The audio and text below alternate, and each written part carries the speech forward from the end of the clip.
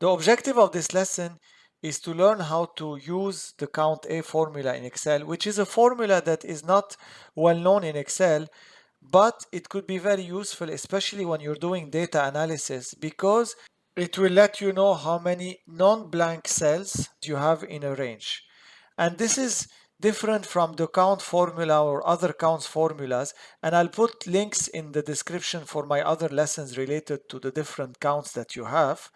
But for now, I have a few data points here, and if you see, for example, count, while count will count some of them and not some others, for count A it's very simple. Any cell that has any data, whether it's a date, it's a number, it's a text, it's a Boolean value, true or false, it will count it. But as soon as the cell is blank, it will not count it. So let's try it out. If I write equal count A, open the parentheses, select my range, it should count everything except this one. So you have 1, 2, 3, 4, 5, 6 cells that are counted. Whereas, for example, for count, the normal count, it will give you a way different answer. It will give you 2 because it's only gonna check and count the number cells, and the date is counted as a number in Excel.